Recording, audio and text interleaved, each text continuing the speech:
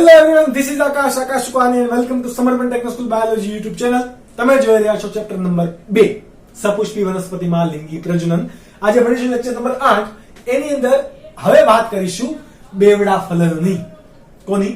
બેવડા ફલનની. અત્યાર સુધી તમે ભણી ગયા કે પરાગરજ સ્ત્રીકેસર આંતર સંબંધો, કઈ રીતે પરાગરજ એ સ્વીકારાશે અથવા તો ગ્રહણ થશે સંગત પરાગરજ. સંગત પરાગરજ ક્યાં સુધી આવશે? તો કે સહાયક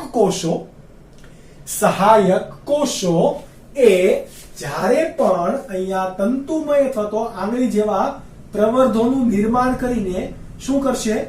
રસાયણોનો સ્ત્રાવ કરશે. આ રસાયણોનો સ્ત્રાવ એ આવતી પરાગરજની પરાગનલિકાને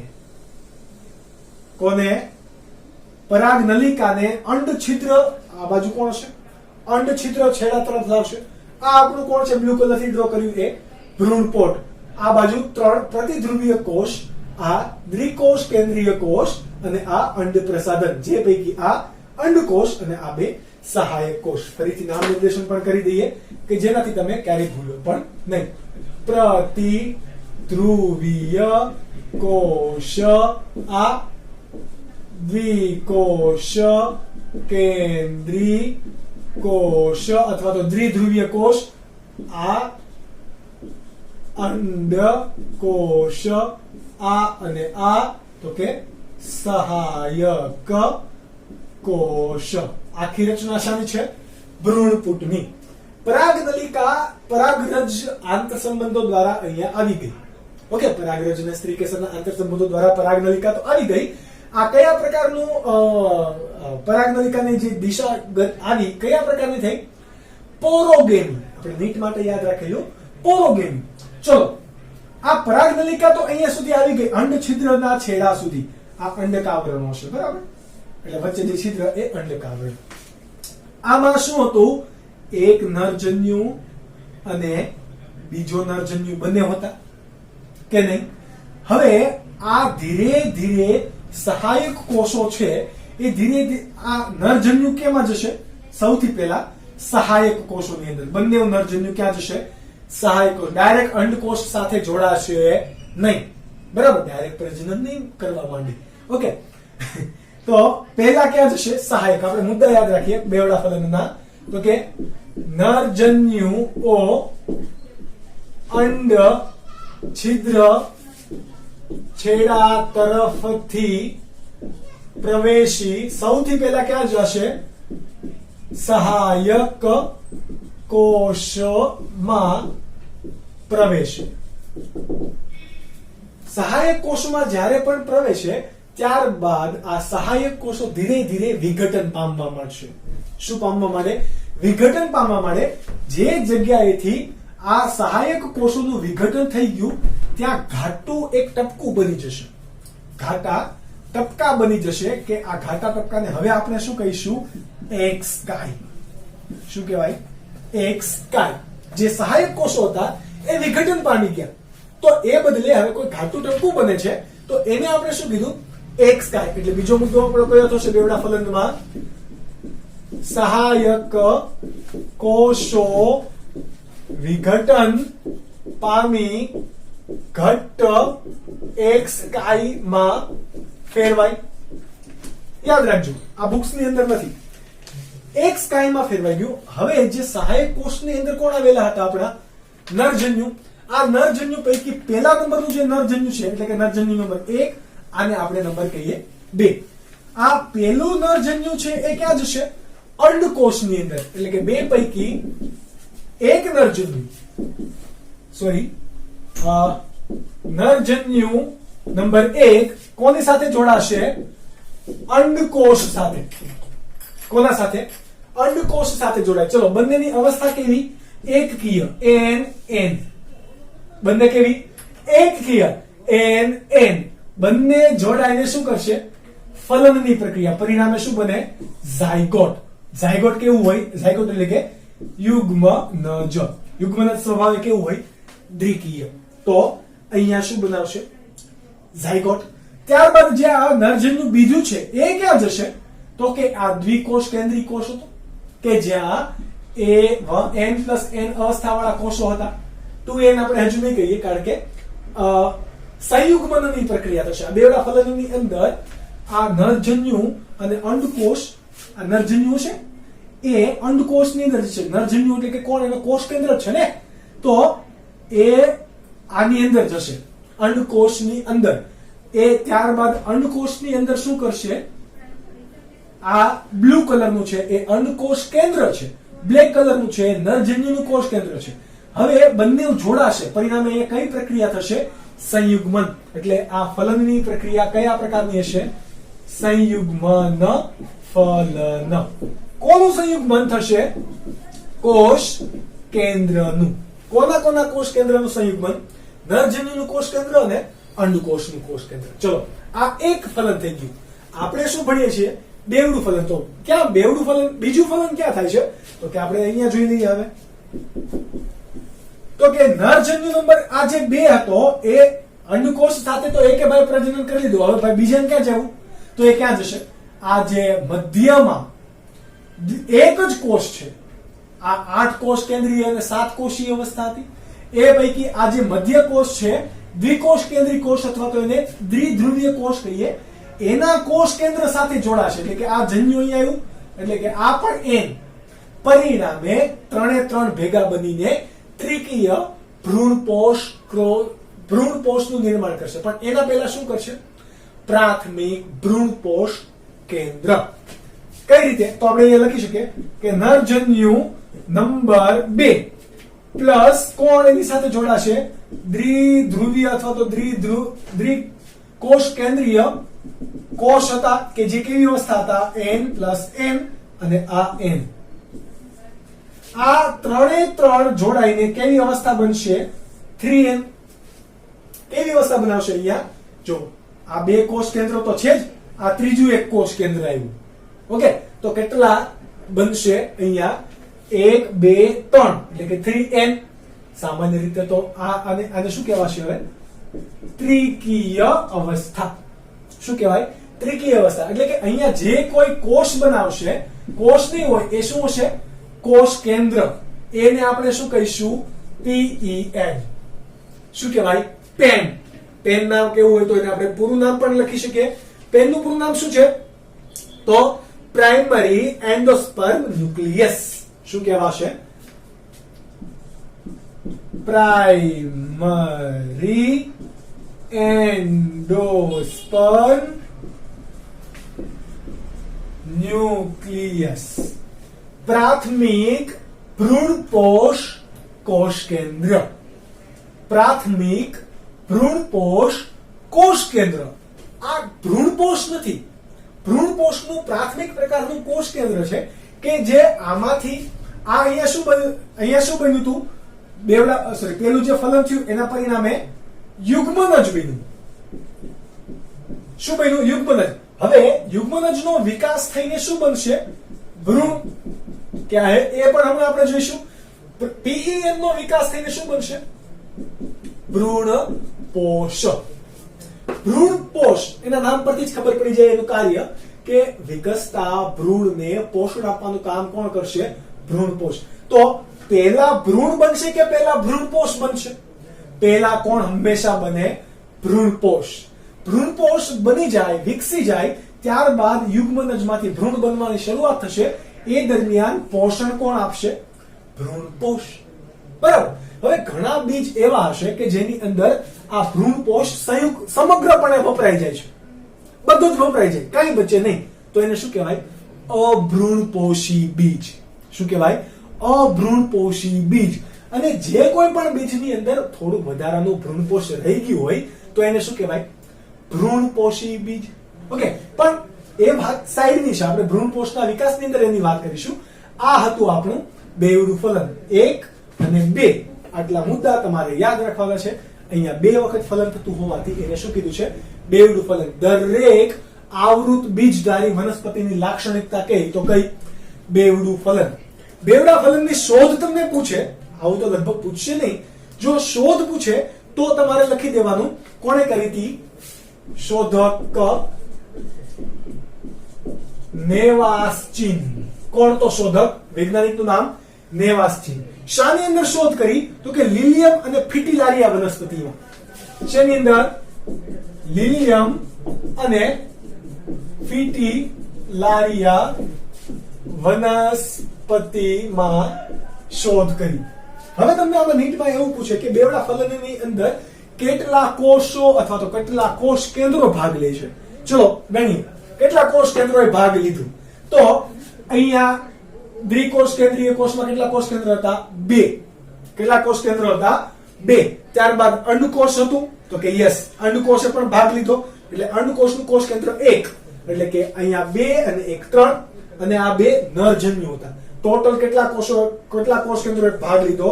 5 કોષ કેન્દ્ર બેવડા ફલનની અંદર ભાગ લેશે. બેવડું ફલન જ્યારે થાય એ દરમિયાન આ પ્રતિધ્રુવીય કોષ કેન્દ્રનું શું થશે? તો કે પ્રતિધ્રુવીય કોષ કેન્દ્રો ધીરે ધીરે વિઘટન પામતા જાય એટલે એ ત્યાંથી શું થઈ જશે? દૂર થઈ જશે. તો આ વાત છે બેવડા ફલનની કે જે તમે નીટ માટે પણ સમજી શકો અને નોટ ડાઉન કરી શકો. આગળનો ટોપિક છે ભ્રૂણપોષ અને ભ્રૂણપોષનો વિકાસ. તો હમણાં આપણે વાત કરી બેવડા ફલનના અંતે એની જેમ આપણા પાસે શું હતું? ત્રિકીય પ્રાથમિક ભ્રૂણપોષ કેન્દ્ર. આ પ્રાથમિક ભ્રૂણપોષ કેન્દ્રમાંથી સતત વિભાજન થઈને એમાં શું બનશે? ભ્રૂણપોષ. સતત વિભાજન નહીં, આ પ્રાથમિક ભ્રૂણપોષ કોષ કેન્દ્ર હતું. એ આજુબાજુનો કોષ રસ સ્વીકારી શું બનાવશે? ભ્રૂણપોષ. આ ભ્રૂણપોષ એ વારંવાર સમભાજન પામીને એટલે કે ભ્રૂણપોષના કોષો વારંવાર સમભાજન પામીને શું બનાવે? ભ્રૂણપોષ પેશી. શું બનાવશે? ભ્રૂણપોષ પેશી. ઓકે, તો આ સિમ્પલ સમજો, આમાં બહુ સમજવાનું નથી, ખાલી એક વસ્તુ યાદ રાખવાનું છું, વારંવાર સમભાજન પામીને શું બનાવે? ભ્રૂણપોષ પેશી.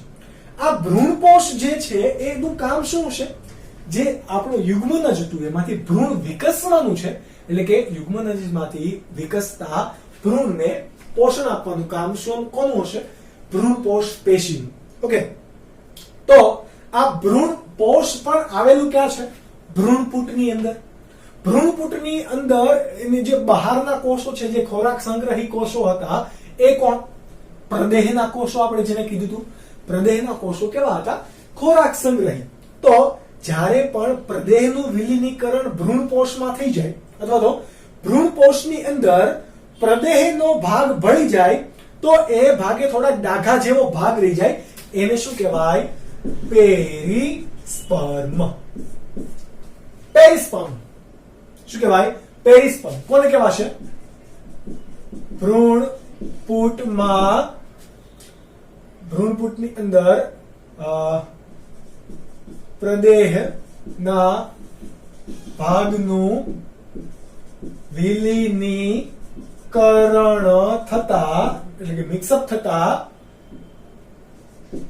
ડાઘા જેવા ભાગ કે જેને આપણે શું કહીશું? પેરિસ્પર્મ. આ એક એમસીક્યુઝ ઇંગ્લિશમાં તમને પૂછાઈ ગયેલો છે નીટની અંદર. નીટ જ્યારે એનસીઆરટી બેઝ નહોતું ત્યારે. ઓકે, એટલે કે 2017 પહેલા. તો આપણે પણ એને યાદ રાખીશું. આની સિવાય આપણે યાદ એવું પણ રાખીશું કે ભ્રૂણપોષના પ્રકાર કેટલા છે. શું યાદ રાખીશું? ભ્રૂણપોષના પ્રકાર કેટલા છે? તો પહેલું આપણે જોઈએ કોષ કેન્દ્રીય ભ્રૂણપોષ. કેવું? કોષ કેન્દ્રીય ભ્રૂણપોષ. ત્યારબાદ કોષીય ભ્રૂણપોષ અને ત્રીજું હશે એ હેલોબિયલ અથવા તો એને બીજું કહેવાય મુક્ત કોષ કેન્દ્રીય ભ્રૂણપોષ. શું કહેવાય? હેલોબિયલ અથવા તો મુક્ત કોષ કેન્દ્રીય ભ્રૂણપોષ. પહેલા છે કોષ કેન્દ્રીય. તો કોષ કેન્દ્રીય શેમાંથી બનશે? તો કે આપણા પાસે 3n યુક્ત જે PEN હતું ન્યુક્લિયસ. આ ન્યુક્લિયસ માંથી શું બનશે? કોષ કેન્દ્રો ઘણા બધા એમાં બનશે પહેલા, કારણ કે આ ન્યુક્લિયસ નું શું થશે? વારંવાર કોષ કેન્દ્રીય વિભાજન, કોષીય વિભાજન નહીં, જોજો, કોષ કેન્દ્રીય વિભાજન થતા ઘણા બધા કોષ કેન્દ્રો અસ્તિત્વમાં આવે જેના પરિણામે શું આપણને મળશે? કોષ કેન્દ્રીય ભ્રૂણપોષ મળે. આ કોષ કેન્દ્રીય ભ્રૂણપોષ એની આજુબાજુમાં રહેલો વિસ્તાર કે કોષ રસ ગ્રહણ કરે અને વચ્ચે મોટી રસધાની બનાવી દે. શું કરે? આ કોષ કેન્દ્રીય ભ્રૂણપોષ છે એ મધ્યમાં મોટી રસધાની ધારણ કરી કોષ રસ પરિઘવર્તી ભાગે સ્વીકારે અને કોષીય રચનામાં ફેરવાય. તો એને શું કહેવાય? કોષીય ભ્રૂણપોષ. આવું ક્યાં જોવા મળે? તમે આવો ભ્રૂણપોષ જોયો હશે નાળિયેરની અંદર. ક્યાં? નાળિયેરમાં જે તમે સફેદ મલાઈ કે શેષની અંદર સફેદ ગળ જે તમે ખાઓ છો એ શું છે? કોષીય ભ્રૂણપોષ. કે જેમાં કોષ કેન્દ્રીય ભ્રૂણપોષ હતો, એને વચ્ચે મોટી રસધાની બખોરું બનાવી દીધું. ઓકે, વનસ્પતિના કોષનું એક મોટું એક રસધાની છે. ત્યારબાદ પરિઘવર્તી બાજુએ કોષ રસ ભેગો થઈ જાય. કોષ કેન્દ્રો પરિઘવર્તી ભાગે ભેગા થઈ જાય, પરિણામે વચ્ચે મોટું બખોલ બની ગઈ, એટલે કે વચ્ચે એક મોટું છિદ્ર બની ગયું. એટલે કે આ જે સફેદ ગળ છે એ આપણો કેવો છે? કોષીય પ્રકારનો ભ્રૂણપોષ. ઘણામાં આ કોષ કેન્દ્રીય હોય એ કોષીય બનતા નથી, પરંતુ પાણી સ્વીકાર કરીને પોતે મુક્ત રીતે કોષ કેન્દ્રો તરતા રહે. એટલે કે આપણે એને શું કીધું? મુક્ત કોષ કેન્દ્રીય. તો જે તમે નાળિયેરનું પાણી પીવો છો એ કેવા? એની જે પાણી છે એ હકીકતમાં શું છે? મુક્ત કોષ કેન્દ્રીય ભ્રૂણકોષ. શું છે? મુક્ત કોષ કેન્દ્રીય ભ્રૂણના કોષ છે. એ બધા જ એકબીજા સાથે જોડાઈ નથી જતા, બરાબર, પણ એકબીજાથી કેવા રહે છે? મુક્ત રહે છે. એટલે કે બધા કોષ કેવા છે? એકબીજાથી મુક્ત. એકબીજાથી કેવા છે? મુક્ત. અહીંયા બધા જોડાઈ ગયા છે. એટલા માટે અહીંયા શું અલગ અલગ પ્રકાર પડશે. ઓકે, તો આ વાત હતી ભ્રૂણપોષની. ઓકે, ભ્રૂણપોષની આપણે જો વાત કરવા જઈએ તો હજુ પણ ભ્રૂણપોષના અલગ અલગ પ્રકાર છે જે તમે નીટ માટે યાદ રાખશો. કયા કયા? રૂમેટોઇડ અને મોઝેઇક ભ્રૂણપોષ. કેવા? મોઝેઇક ભ્રૂણપોષ આપણે અહીંયા નામ લખીએ. મોઝેઇક ભ્રૂણપોષ અને બીજો છે રૂમેટોઇડ ભ્રૂણપોષ. આ બંને તમારે નીટ માટે યાદ રાખવાના. ઘણા એમસીક્યુઝ, ઘણા મટીરીયલમાં આ બેને લગતા એમસીક્યુઝ આપેલા હશે.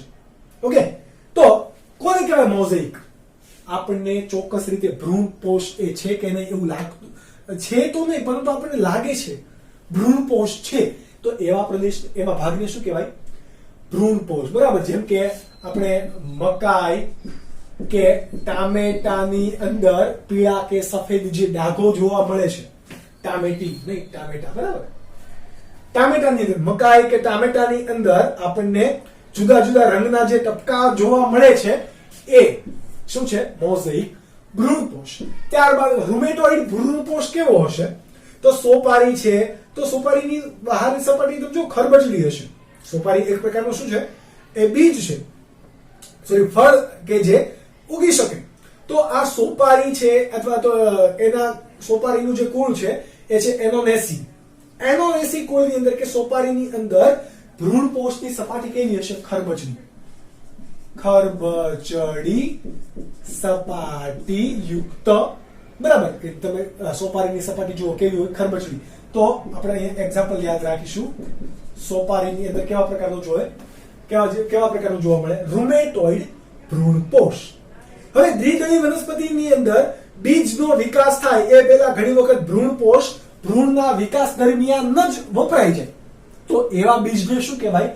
અભ્રૂણપોષ. એમાં બીજની અંદર ભ્રૂણપોષ હાજર હશે નહીં. ઓકે, તો એમાં આલ્બ્યુમિન પણ હશે નહીં. ત્યારબાદ ઘણી વનસ્પતિની અંદર એકદળી અને દ્વિદળી બંનેની અંદર એકદળીમાં વધારે પ્રમાણમાં હોય. તો એની અંદર ભ્રૂણપોષ વપરાઈ જાય છે, સોરી વપરાઈ જાય, ભ્રૂણનો વિકાસ થઈ જાય તો પણ થોડો ભ્રૂણપોષ બચ્યો રહે છે, એટલે આપણે બીજની અંદર ભ્રૂણપોષ પ્રદેશ એમાં જોઈ પણ શકીએ, બરાબર. તો એવા બીજને શું કીધું? ભ્રૂણપોષી બીજ. કેવું કીધું? ભ્રૂણપોષી બીજ. જેમ કે દિવેલા છે, નાળિયેરી છે.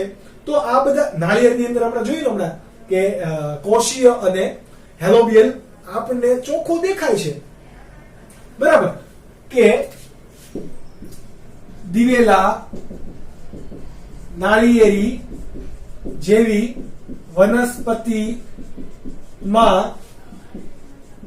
ભ્રૂણ વિકાસ બાદ પણ ભ્રૂણપોષ પ્રદેશ ચીરલગ્ન એટલે કે જોડાયેલો જ રહે, વપરાયા વિનાનો પડ્યો રહે છે, ચીરલગ્ન રહે છે.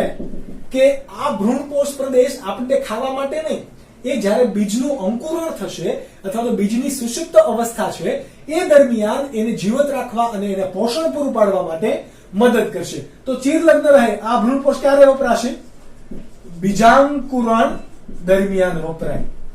કયા દરમિયાન? બીજાંકુરણ. આવી રીતે મકાઈની અંદર પણ, મકાઈની અંદર જે ભ્રૂણપોષ પ્રદેશ છે એ પણ જ્યારે મકાઈનો દાણો આપણે વાવીએ એ દરમિયાન એને પોષણ મળ્યા રહે અને એ મકાઈનું બીજ જીવંત રહે એના માટેનું હોય.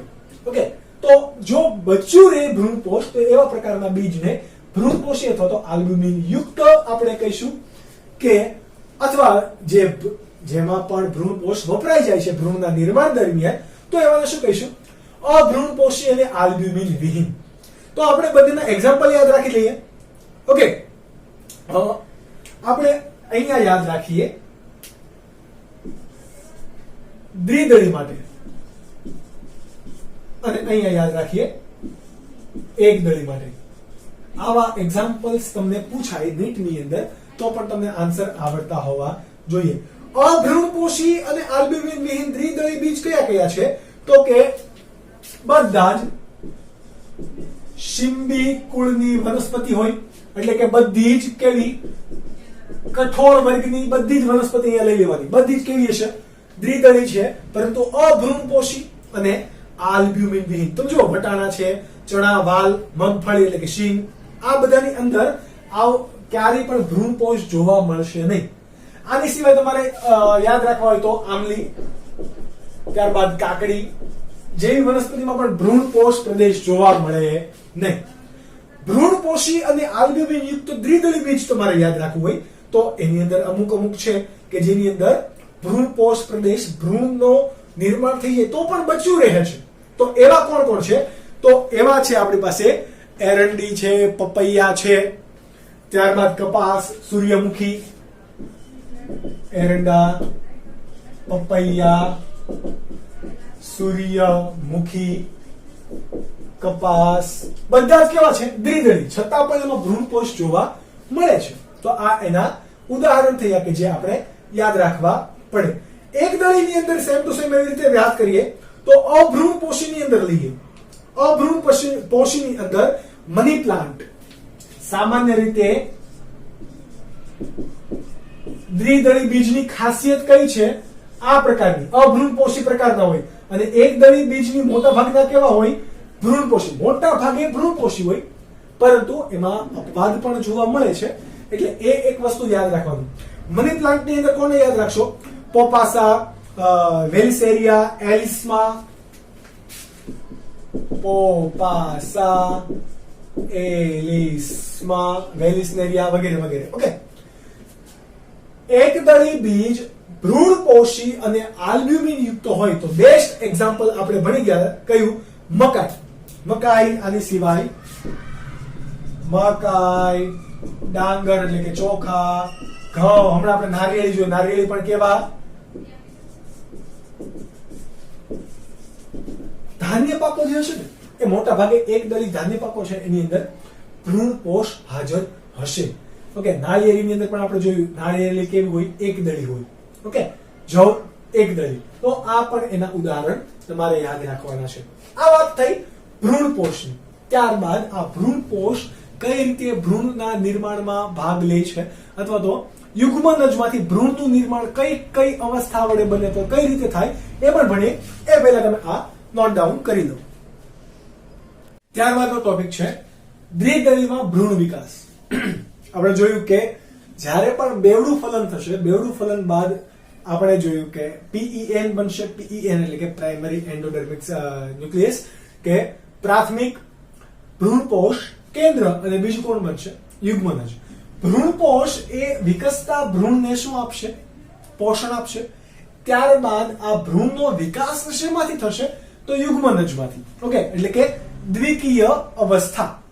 આ યુગ્મનજ છે. ભ્રૂણપોષ કેન્દ્ર ક્યાં હશે? PEN અહીંયા. આ આપણું કોણ છે? ભ્રૂણપુટ. આ છેડો આપણે કહેવા જઈએ તો કયો હોય? અંડ છિદ્ર તરફનો છેડો, અને આ અંડ તલ તરફનો છેડો કહી શકાય. જ્યારે પણ બેવડું ફલન થઈ જશે ત્યારબાદ અહીંયા પ્રતિધ્રુવીય કોષ હતા એ કેવા થશે? વિઘટન પામતા હશે, અને ત્યારબાદ કેવા પામી જાય? ધીરે ધીરે વિઘટન પામી જાય. આ કોણ છે આપણું? PEN, પ્રાથમિક ભ્રૂણપોષ કેન્દ્ર આપણે જે કીધેલું એ. અને આ આપણું કોણ છે? યુગ્મનજ. આ યુગ્મનજમાંથી શું થવાનું છે? ભ્રૂણનું નિર્માણ. કઈ રીતે થશે તો એ આપણે આ લેક્ચરની અંદર ભણીશું. સૌથી પહેલા યાદ રાખો કે યુગ્મનજ એક દ્વિકીય એટલે કે કેવી અવસ્થા? 2n અવસ્થા ધરાવતો એક કોષ છે કે જેમાં સતત કોષ વિભાજન અને વિભેદન દ્વારા ભ્રૂણ બનવાનું છે. સૌથી પહેલા આ એક કોષ છે, એમાંથી કેટલા કોષ બન્યા જુઓ? 2 કોષ. આ 2 કોષમાં વિભાજન કયા પ્રકારે થયું? આડું થયું કે ઊભું? ઊભું થયું હોય તો એને હંમેશા આયામ વિભાજન કહેવાય. આડું વિભાજન થયું હોય તો હંમેશા એને શું કહેવાય? અનુપ્રસ્થ વિભાજન. અહીંયા કયા પ્રકારનું થયું? આડું વિભાજન. જુઓ તો એ કયું? સૌથી પહેલા યુગ્મનજમાંથી અનુપ્રસ્થ વિભાજન થઈને કેટલા કોષો અસ્તિત્વમાં આવ્યા? 2. આ 2 પૈકી એક કોષ કેવો હશે? અંડ છિદ્ર તરફનો કોષ, અને બીજો કોષ છે એ કેવો હશે? તલસ્થ કોષ. નીચેની બાજુએ જે મોટો કોષ છે એ કેવો છે? તલસ્થ કોષ. અને આ ઉપરની બાજુએ જે કોષ છે એ કેવો છે? અગ્રસ્થ કોષ. તલસ્થ અને અગ્રસ્થ. ત્યારબાદ આ 2 માંથી શું બનશે?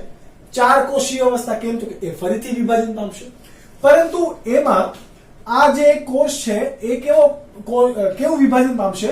એક અનુપ્રસ્થ, એક આયામ. જુઓ આ કેવું છે? આયામ. નીચેની બાજુએ અનુપ્રસ્થ. પરિણામે કેટલા કોષો અસ્તિત્વમાં આવ્યા? 4 કોષો. 4 કોષો પૈકી આ જે નીચે રહી ગયો એ ફરીથી કયો છે? તલસ્થ કોષ. આ ભાગ છે એ કયા છે? અગ્રસ્થ કોષ. કયો કોષ? અગ્રસ્થ કોષ. હવે ધ્યાન રાખજો, આ અગ્રસ્થ કોષ છે એ આ ઉપરના 2 છે એ અધોવર્ધક કોષમાં ફેરવાશે આગળ જતા. આ અગ્રસ્થ કોષમાંથી સતત વારંવાર 20 થી 25 વાર કોષ વિભાજન થતા કેવું કોષ વિભાજન થશે? અગ્રસ્થ કોષમાંથી. જુઓ આ આપણે અગ્રસ્થ કોષને આવી રીતે બ્લુ ટિક માર્ક વડે દર્શાવીએ તો આ આપણો અગ્રસ્થ કોષ હતો પહેલા. હવે એ સતત વિભાજન પામીને આગળ જાય છે. કેટલા વિભાજન પામે છે? 20 થી 25 જેટલા આયામ વિભાજન પામે છે. જુઓ આયામ વિભાજન પામીને એક નલિકાકાર, લાંબી નલિકાકાર રચના બનાવે છે, અને આવડો કયો કોષ છે? તલસ્થ કોષ. બરાબર. આ લાંબી નલિકાકાર રચના બનાવે છે તો આ રચનાને શું કહેવાશે? નિલંબ. શું કહેવાય? નિલંબ. કેટલા કોષો છે? કઈ રીતે બન્યો તો કે અગ્રસ્થ કોષ 20 થી 25 વાર કેવા વિભાજન પામ્યા? અનુપ્રસ્થ વિભાજન પામી જે લાંબી નળાકાર રચના, નલિકામય રચના બનાવે છે એને શું કીધું આપણે? નિલંબ.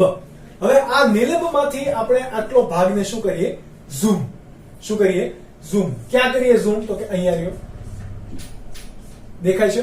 ચલો આપણે અહીંયા અગ્રસ્થ કોષને કેવા બ્લુ ટિક માર્ક વડે દર્શાવેલ છે, તો અહીંયા આપણો આ કોષ કયો છે સમજવા માટે આપણે ત્યાં પણ બ્લુ ટિક માર્ક દર્શાવી દઈએ.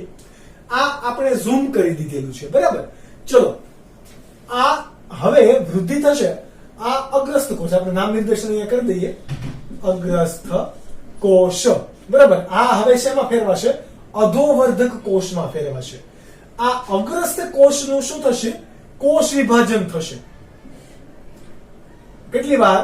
2 વાર કોષ વિભાજન પામશે. પરિણામે આ અગ્રસ્ત કોષ છે એ અહીંયા જુઓ 4 કોષીય અવસ્થામાં આવી ગયું કે જેમાં 2 કેવા છે? હવે તમને એમ થશે કે સર આ અગ્રસ્ત કોષનું શું થયું? સોરી એકવાર કોષ વિભાજન થઈને અહીંયા કેવી અવસ્થામાં આવ્યા? આયામ વિભાજન થઈને કેવા કોષો બન્યા? અહીંયા 1 2 કોષો, અગ્રસ્ત કોષોમાંથી કેટલા કોષો બની ગયા? 2. આપણે એને આવી રીતે ટીક માર્ક દર્શાવી દઈએ, આ અને આ, બરાબર. એના ઉપર શું થયું? તો કે અધોવર્ધક કોષમાં એક કોષ ફેરવાઈ ગયો. કયો કોષ? તો કે આ અધોવર્ધક કોષમાં એક કોષ ફેરવાનો. આ અધોવર્ધક કોષ ક્યાંથી બન્યો? તો કે આ જે રચના હતી એમાંથી શું બની ગયું? અધોવર્ધક કોષ. તો આ ભાગ કોણ છે? એ આ એક વખત આયામ વિભાજન થયું, અનુપ્રસ્થ વિભાજન થયું, ત્યારબાદ અગ્રસ્ત કોષ આયામ વિભાજન પામીને ફેરવાશે. એટલે ટોટલ એક વાર નહીં, પરંતુ કેટલી વાર? ટોટલ 2 વાર. પહેલા કયું થશે? અનુપ્રસ્થ વિભાજન, ત્યારબાદ એનું આયામ વિભાજન થાય. એટલે ટોટલ 2 વાર કોષ વિભાજન થાય. એમાં પરિણામે એક સૌથી બહારનો એ અધોવર્ધક કોષ બન્યો અને આ હવે કેટલા આપણે કોષો કહી શકીએ? 4. પહેલા 2, પછી એનું પણ અગ્રસ્થ વિભાજન અને કાટખૂણે વિભાજન થાય. પરિણામે 4 અગ્રીય કોષો અસ્તિત્વમાં આવ્યા. કેટલા કોષો અસ્તિત્વમાં આવી ગયા? 4 અગ્રીય કોષો. આનું નામ યાદ રાખજો. કેટલા છે? 4 અગ્રસ્થ કોષ. આપણે આવું કહી શકાય, 4 અગ્રસ્થ કોષ, બરાબર. હવે 4 અગ્રસ્થ કોષનું ફરીથી જુઓ શું થયું? કોષ વિભાજન થયું, બરાબર. કોષ વિભાજન થતા આપણે નંબર આપવો હોય તો આવી રીતે નંબર પણ આપી શકાય કે આને 1 લ્યો, આને સમજવા માટે 2 લ્યો, આને સમજવા માટે 3 લ્યો અને આને 4 લેજો, બરાબર. એટલે તમને ઘટનાક્રમ પણ વિખાય નહીં. આ કોષ વિભાજનને ફરીથી જે પ્રમાણે કોષ વિભાજન થયું હતું એના કાટખૂણે થશે. એટલે કે જો આનું અનુપ્રસ્થ થયું હતું તો હવે એમાં શું થશે? કાટખૂણે વિભાજન થશે. પરિણામે જુઓ અહીંયા વિભાજન થયું અનુપ્રસ્થ. આનું આયામ થયું હતું તો એના કેવા થશે? અનુપ્રસ્થ વિભાજન થયું. પરિણામે 1 2 3 4 5 6 7 8 8 કોષીય અવસ્થા અસ્તિત્વમાં આવી ગઈ. કેટલી? 8. તો આ જે 8 કોષીય અવસ્થા છે એને શું કહેવાશે? અષ્ટકોષીય ભ્રૂણકોષ. અષ્ટકોષીય ભ્રૂણકોષો. આ તમારે નીટ માટે જવાબદાર છે, નીટ માટે ભણવાનું છે. બીકોઝ એનસીઈઆરટી બુક ની અંદર બહુ સિમ્પલી આપી દીધું છે. તમને જો આ ખબર હશે તો એનસીઈઆરટી ની અંદર પણ આવડી જશે. આ ડિટેલમાં જો તમને ખબર હશે તો એનસીઈઆરટી ની અંદર બહુ જ સિમ્પલ છે આને સમજવું. પરંતુ ડાયરેક્ટ એનસીઈઆરટી લીધી તો એમાં વોટ ઇઝ નિલંબ, વોટ ઇઝ ગોળાકાર, આવું તમને ખબર પડશે નહીં. એટલા માટે મેં તમને ડિટેલમાં સમજાવવાની ટ્રાય કરું છું કે જે તમને નીટના એમસીક્યુ સોલ્વ કરવામાં પણ મદદરૂપ થશે. ઓકે, આ અષ્ટભ્રૂણ કોષીય છે. હવે આ અગ્રસ્ત કોષો કેટલા હતા? 4. એમાંથી કેટલા બની ગયા છે આપણા પાસે? 4 નથી. કેટલા કોષો છે? આ અગ્રસ્થ 8 અને આ કોષો કયો છે? અધોવર્ધક કોષ. આ 8 કોષીય અવસ્થા છે, અષ્ટકોષીય અવસ્થા, એ હવે પરિઘવર્તી કેવું વિભાજન પામશે? પરિઘવર્તી વિભાજન પામીને કેટલા કોષીય અવસ્થા આવે? 16 કોષીય અવસ્થાએ પહોંચી ગયું. આ ભાગ કોણ છે? અધોવર્ધક કોષ. 16 કોષીઓ પૈકી આપણે 8 ના ભાગલા પાડી દઈએ. આ 1 2 3 4 5 6 7 અને આ 8. એ 8 અને એનાથી જે નીચેના છે 1 2 3 4 5 6 7 8. એટલે 8 ના આપણે શું પાડી દીધા? ભાગલા પાડી દીધા. તો આ 8 પૈકી જે આગળની તરફ છે, કઈ તરફ છે? આગળની તરફ એક એવા કોષ હશે, એટલે કે અંડ છિદ્ર તરફ હશે, એને આપણે અગ્રસ્થ અંડક કહીશું. આ 8 અને આ 8 અહીંયા જે છે ને એ બરાબર 16 કોષીય અવસ્થા છે, પરંતુ આપણે એમાં 8 ના ભાગ પાડી દીધા. ચલો, આ જેવી રીતે નિલંબ વિકસતું હતું એ આ અહીંયાથી વિભાજન થયું હતું. જુઓ બરાબર, જેમ જેમ અનુપ્રસ્થ વિભાજન થયું એમ નિલંબે શું કર્યો? નિલંબ જેમ રચના પામી એમ આ કોષ એ અહીંયા મધ્યપ્રદેશ સુધી આવી ગયો છે.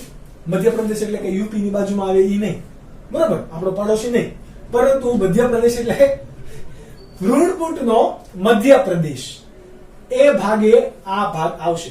એટલે આ બધી રચના જે હશે એ આપણને ભ્રૂણપટને મધ્યમાં દેખાશે. બરાબર, આપણે સમજવા માટે આ રીતે ડ્રો કરેલ છે. હવે આ 8 પૈકી જે આગળના 4 છે, કેટલા? 16 પૈકી આગળના 8 કોષ અને નીચેના 8 કોષ એને અંડ છિદ્રીય અને 8 છિદ્રો પૈકી 8 અંડ છિદ્રીય બનશે અને 8 કેવા બનશે? અંડ તલીય. કેવા? અંડ છિદ્રીય અને અંડ તલીય અષ્ટકોષ સમૂહ કહેવાય. આ અંડ છિદ્રીય હશે. આ હકીકતમાં રચના કઈ બાજુ જતી હશે? આવી રીતે નીચેની બાજુ. કેમ? તો કે પરાગ અંડ છિદ્ર કઈ બાજુ છે? નીચેની બાજુ. બરાબર, તો આ રચના નિલંબની રચના આગળ કોષ આવશે તો આ ભાગ કેમ જશે? ઉપરની બાજુ. સમજ પડી? એટલે આ વાસ્તવિક રચના તમારે બધી ઉલટી પણ તમે ગણી શકો, પરંતુ આપણે સમજવા માટે સીધી દોરે છે, તો તમે એમાં ના પડવું હોય તો પણ ચાલે. તમારે ફક્ત એટલું યાદ રાખવાનું કે આ જે બાજુ અધોવર્ધક કોષ છે, કયો કોષ છે? અધોવર્ધક કોષ છે, એ બાજુનો ભાગ એટલે કે કયો? અંડ છિદ્ર તરફનો ભાગ. કયો? અંડ છિદ્ર તરફનો ભાગ. આ અંડ છિદ્ર તરફનો ભાગ છે એ શેમાં શું નિર્માણ કરશે? તો કે આદિ મૂળ નું નિર્માણ કરશે. બરાબર, આ આપણો ભ્રૂણ બની ગયો ને, તો એ આદિ મૂળના નિર્માણ માટે કામ કરશે. આદિ મૂળને આપણે બીજું શું કહીએ? અધરાક્ષ. શું કહેવાય? અધરાક્ષ. જ્યારે આ અંડ તલીય તરફનો જે ભાગ છે એ શાનું નિર્માણ કરશે? પ્રરોહ પ્રદેશના નિર્માણ માટે જવાબદાર છે. સમજ પડી? પણ ડાયરેક્ટ નહીં કરે, હજુ એ વિભાજન પામશે. હવે આ કોષો છે એ સતત વિભાજન પામીને ભ્રૂણ કેવો બની ગયો? જુઓ, પેલા કેવો બન્યો? ગોળાકાર ભ્રૂણ બન્યો. જુઓ, આ આકાર કેવો છે? ગોળાકાર. ત્યારબાદ હજી એમાં વિભાજન થઈને દિલ આકાર. દિલ આકાર એટલે કે હૃદય આકારનો ભ્રૂણ બન્યો. કેવા આકારનો? હૃદયાકાર. આ હૃદયાકારમાંથી હજી પણ વિભાજન થતા થતા અહીંયા પરિપક્વ ભ્રૂણ બને. પરિપક્વ ભ્રૂણ શું ધરાવે? તો કે ઉપરાક્ષ, અધરાક્ષ અને બીજપત્રો. દ્વિદળી બીજ હોય તો એમાં આ બંને શું હશે? બીજપત્ર. એ પૈકી અહીંયાથી એક શું હશે? ઉપરાક્ષનો ભાગ. આ બાજુએ શું હશે? અધરાક્ષનો ભાગ. સોરી, આ બાજુએ ઉપરાક્ષ અને આ બાજુએ અધરાક્ષ. આ અધરાક્ષમાંથી સૌથી પહેલા બીજનું જ્યારે અંકુરણ થશે એટલે અધરાક્ષ એટલે આદિમૂળનું નિર્માણ થશે. ક્યાંથી? અધરાક્ષમાંથી આદિમૂળનું નિર્માણ થશે. એટલે કે સમગ્ર બીજમાંથી પહેલા કયો ભાગ બહાર નીકળશે? અધરાક્ષનો ભાગ.